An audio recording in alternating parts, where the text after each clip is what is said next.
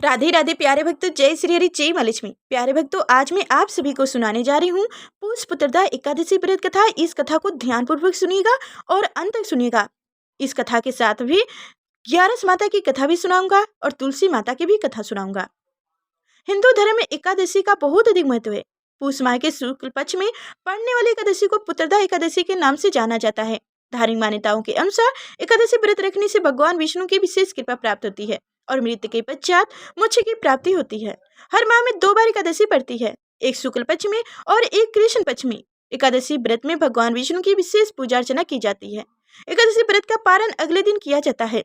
एकादशी व्रत के पारण से पहले व्रती को एकादशी व्रत कथा का पाठ जरूर करना चाहिए। ऐसा माना जाता है कि व्रत कथा का पाठ करने से भगवान विष्णु की विशेष कृपा प्राप्त होती है, सभी मनोकामनाएं पूरी हो जाती है और मृत्यु के पश्चात मोक्ष की प्राप्ति होती है। पुष पुत्रदा एकादशी का महत्व। धर्मराज युधिष्ठिर कहने लगे कि हे भगवान, आपने पुष कृष्ण एकादशी अर्थात सफला एकादशी का महात्म्य बताकर बड़ी कृपा की। अब आप कृपा करके मुझे पूष माह के शुक्ल पक्ष की एकादशी के विषय में भी बतलाइए।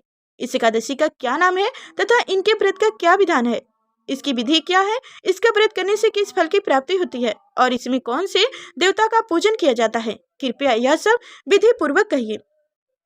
तब जाके भगवान श्री कृष्ण ने बोले, पूष माह के शुक्ल पक्ष में आने वाली इस एकादशी को पुष पुत्रदा एकादशी कहा जाता है। इसमें भी नारायण भगवान की पूजा की जाती है। विधि पूर्वक इस व्रत को करना चाहिए। इस चर और आचार्य संसार में पुत्रदा एकादशी के व्रत के समान दूसरा कोई व्रत नहीं है। इसके पुण्य से मनुष्य तपस्वी, विद्वान और लक्ष्मीवान होते हैं। इसकी मैं एक कथा कहता हूँ, सो तुम ध्यान पूर्वक सुनिए। आप सभी लोग ध्यान पूर्वक सुनिएगा पुत्रदा एकादशी व्रत कथा। एक बार प्रेम से बोलिए, जय श्री हरि। भद्रवती नामक नगरी में सुकेतु मन नामक का एक राजा राज्य करता था। उनके कोई पुत्र नहीं था। उसकी स्त्री का नाम सुप्रिया था। वह अन्य पुत्र होने के कारण सदैव चिंतित रहा करती थी। राजा के पितृ भी रो रो कर पिंड लिया करते थे और सोचा करते थे कि इनके बाद हमको कौन पिंड देगा। राजा को भाई बंधु, धन, हाथी, घोड़े, राज्य और मंत्री, इन सब में से किसी से भी संतुष्ट नहीं होते थे। वह सदैव यही विचार किया करते थे कि मेरे मरने के बाद मुझको कौन पिंड दान करेगा। बिना पुत्र के पितरों और देवताओं का श्रेय में मैं कैसे कर चुकूंगा। जिस घर में पुत्र ना हो उस घर में सदैव अंधेरा ही रहता है। इसलिए पुत्र उत्पन्न के लिए प्रयास करना चाहिए। जिस मनुष्य ने पुत्र का मुख देखा है वह धन्य है। उसको इस लोक में यश और परलोक में शांति मिलती है, अर्थात उनके दोनों लोग सुधर जाते हैं। पूर्व जन्म के कर्म से ही इस जन्म में पुत्र, धन आदि प्राप्त होते हैं। राजा इसी प्रकार दिन रात चिंता में लगा रहता था। एक समय तो राजा ने अपने शरीर को त्याग देने का निर्णय कर लिया था, परंतु आत्महत्या को महापाप समझकर उसने ऐसा नहीं किया। एक दिन राजा ऐसा ही विचार करते हुए अपने घोड़े पर चढ़कर वन में चले गए तथा पशुओं और वृक्षों को देखने लगे। उसने देखा कि वन में मृग, बाघ, सुअर, सिंह, बंदर, सर्प आदि सब भ्रमण कर रहे हैं। हाथी अपने बच्चे और हथनियों के बीच घूम रहा है।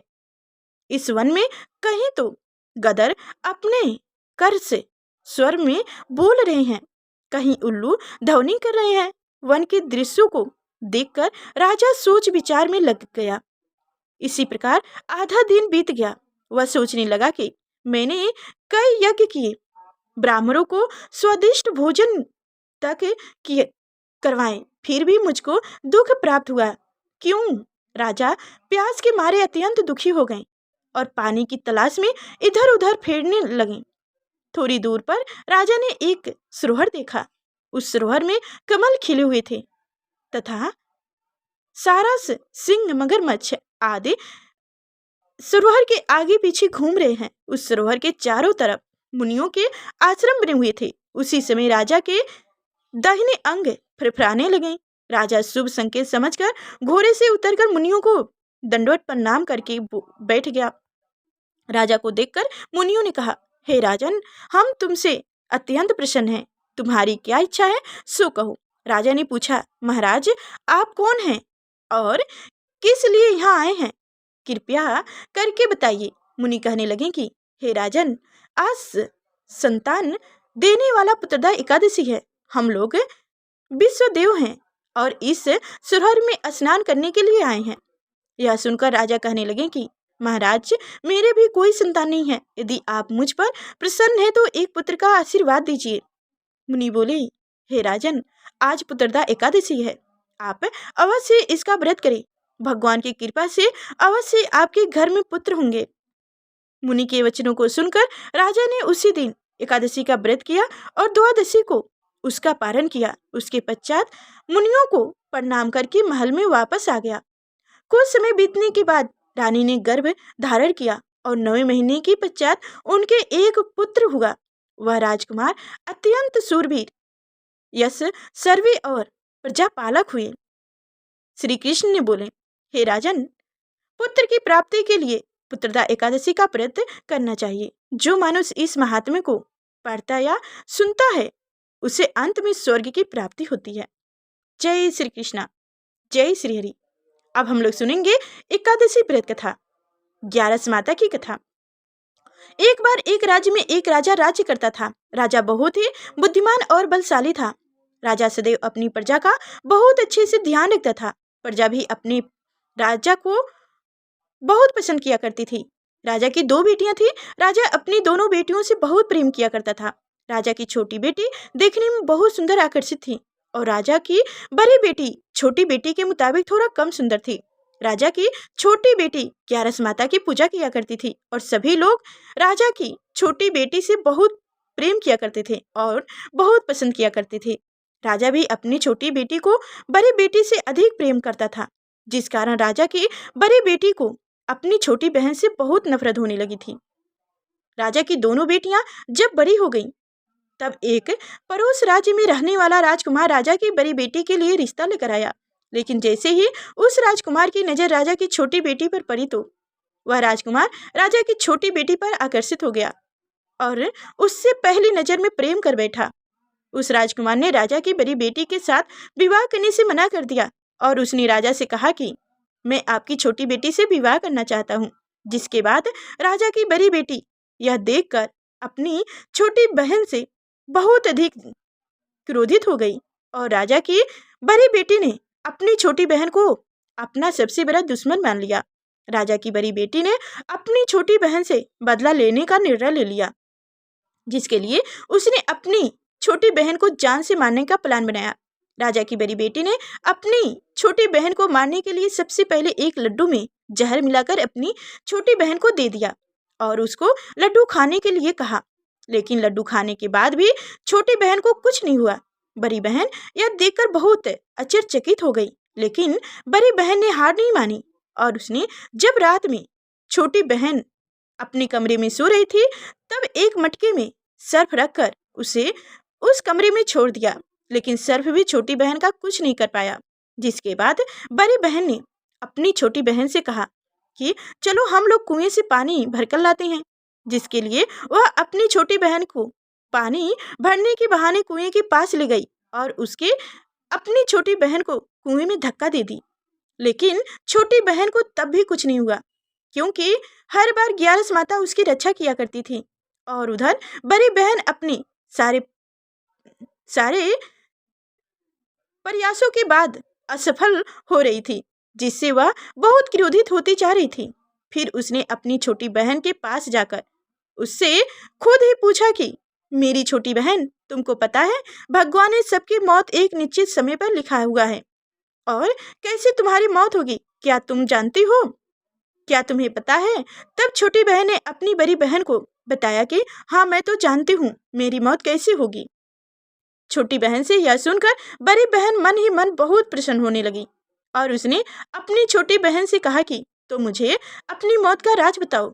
छोटी बहन ने अपनी बड़ी बहन से कहा कि मेरी मौत तो एक तोते में है, जो तोते के गले में एक हार है, उससे मेरी मौत होगी। जब तक कोई भी व्यक्ति तोते को मारकर वह हार अपने गले में पहनेगा तो मैं मूर्छित हो जाऊंगी और जैसे ही उस हार को अपने गले से उतारेगा तो मैं जीवित हो जाऊंगी। पहनी अपनी छोटी बहन की मृत्यु का राज जानकर बड़ी बहन बहुत खुश हो गई और उसने अपनी छोटी बहन को मारने के लिए उनके पालतू तोते को ढूंढना शुरू कर दिया। और छोटी बहन को इस बात का आभास हो गया था कि उसको उसकी कोई जान लेना चाहता है, जिसके लिए वह अपने पिताजी के पास गई और उनसे अपनी पिताजी से कहा कि पिताजी, मेरी मौत के बाद आप मुझे जलाइएगा मत। बिल्कुल आप मुझे अपनी पुरानी वाली हवेली में एक पलंग में लिटाकर छोड़ दीजिएगा। अपनी छोटी लड़की की यह बात सुनकर राजा बहुत आश्चर्यचकित हो गए। राजा ने अपनी छोटी बेटी से पूछा, बेटी तुम यह क्या कह रही हो? तब राजा की छोटी बेटी ने बताया, पिताजी, समय किसी के लिए नहीं रुका है, कब क्या हो जाए किसी को कुछ पता नहीं है। और फिर राजा ने अपनी छोटी बेटी से कहा कि तुम ऐसी बात क्यों कर रही हो? 2-3 दिनों में तुम्हारा विवाह हो जाएगा। लेकिन छोटी बेटी ने अपने पिता को ऐसा करने पर मजबूर करा दी और उसने वचन ले लिया। राजा ने भी अपनी छोटी बेटी की बात स्वीकार कर ली और 2-3 दिनों के बाद जब शादी का समय आया तब राजकुमार बारात लेकर राजा के घर आया और राजकुमार और राजा की छोटी बेटी का विवाह शुरू हो गया। जैसे ही राजा की छोटी बेटी राजकुमार के साथ फेरे लेना शुरू करती है तो उसकी बड़ी बहन अपनी छोटी बहन के कमरे में जाकर उसके तोतों को पकड़ लेती है और उसको जान से मार देती है। तोते के गले में जो हार था उसको अपने गले में धारण कर लेती है। जैसे ही बड़ी बहन उस हार को अपने गले में धारण करती है तो उधर छोटी बहन 3.5 ही फेरे लिए पाती है और वहीं पर बेहोश होकर गिर जाती है। जिसके बाद राजा ने बड़े बड़े दर्द हकीमों को बुलाया और अपनी छोटी बेटी का इलाज कराने के लिए कहा।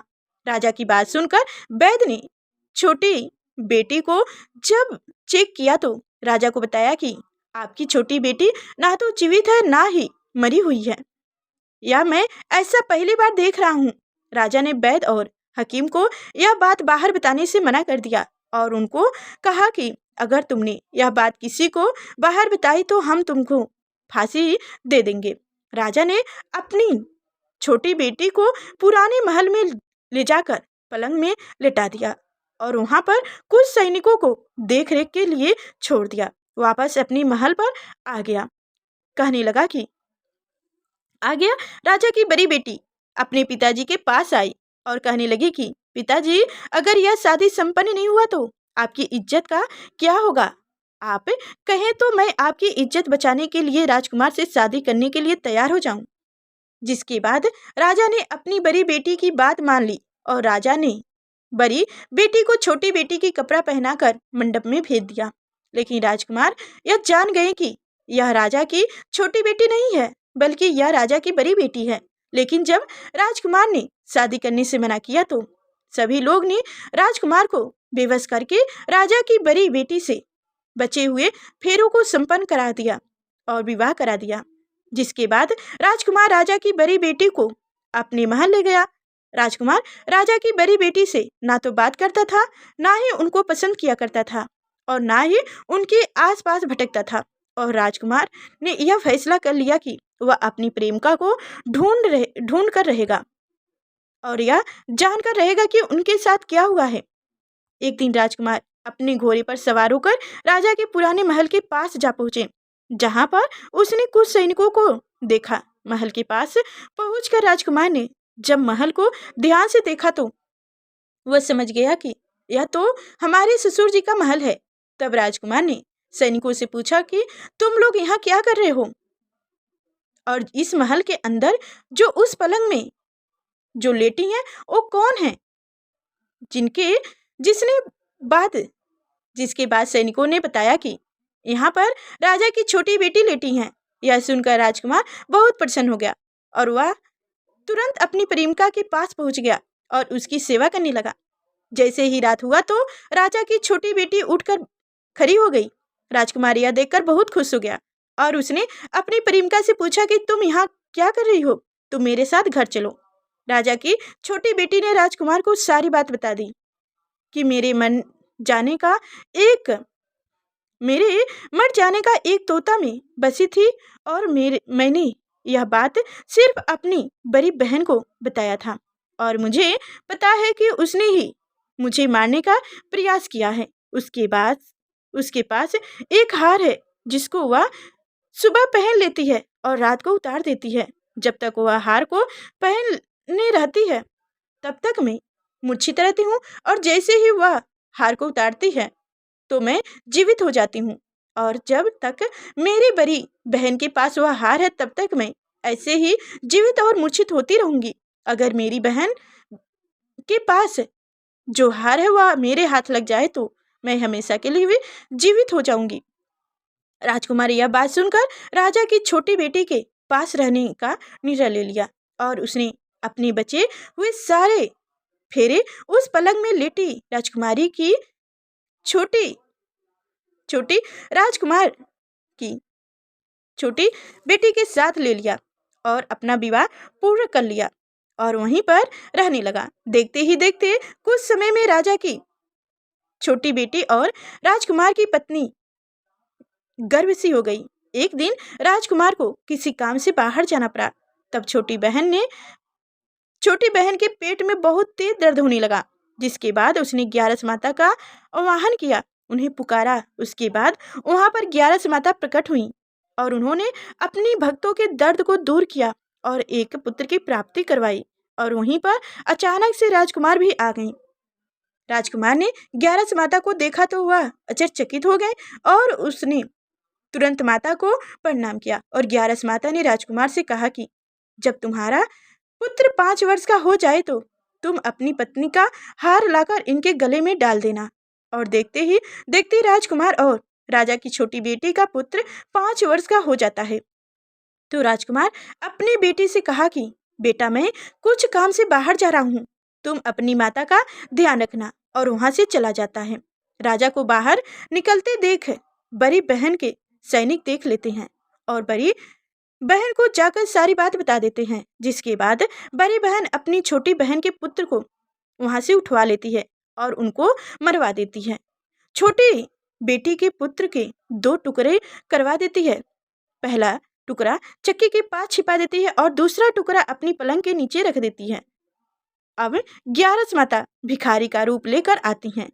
एक भिखारी का रूप रखकर बड़ी बहन के पास चली जाती हैं, जिसके बाद वह वहां पर भिक्षा मांगने लगती हैं। बड़ी बहन अपने नौकरों से कहती हैं कि जाकर भिक्षा दे दो, लेकिन जैसे ही नौकर 11 माता को भिक्षा देने के लिए जाते हैं तो माता उन्हें मना कर देती हैं और कहती हैं कि मैं तुम्हारी महारानी से ही भिक्षा लूंगा। जिसके बाद बड़ी बहन स्वयं ही भिक्षा देने के लिए माता के पास आती हैं। तब माता एक बिल्ली का रूप लेकर उनके कमरे में चली जाती हैं और वहां पर छोटी बेटी के पुत्र को 2 टुकड़ों को आपस में जोड़ देती हैं और उसे जीवित कर देती हैं। उसको ले जाकर राजा की छोटी बेटी को उस बालक को दे देती हैं।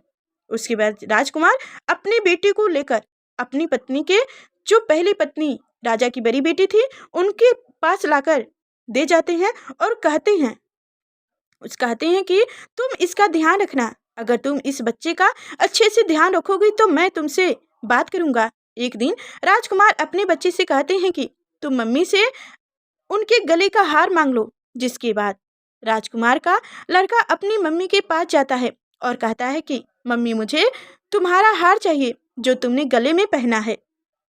यह सुनकर पहले तो बड़ी बहन बहुत क्रोधित होती है, पर उसको यह बात याद आता है कि राजकुमार ने कहा था कि अगर मैं इस बच्चे का ध्यान रखूंगा तो वो मुझसे बात करेंगे, जिसके कारण वह हार को उस बच्चे को दे देती है और वह तुरंत हार को ले जाकर अपने पिताजी को दे देते हैं। और तभी राजकुमार अपने बेटे को लेकर वहां से जाने लगते हैं और अपनी पत्नी से कहते हैं कि तुम हमारे लिए खाना बनाकर रखना, मैं शाम को आकर तुम्हारे साथ खाऊंगा। और वह अपने बेटे को लेकर वहां से चले जाते हैं। जिसके बाद वह राजा के पास जाते हैं और उनको सारी बात बता देते हैं। राजा अपनी बड़ी बेटी की यह करतूत सुनकर बहुत क्रोधित होते हैं और अपनी परवरिश पर ही दोष देने लगते हैं और राजकुमार को अपनी छोटी बेटी के साथ रहने के लिए आदेश दे देते हैं।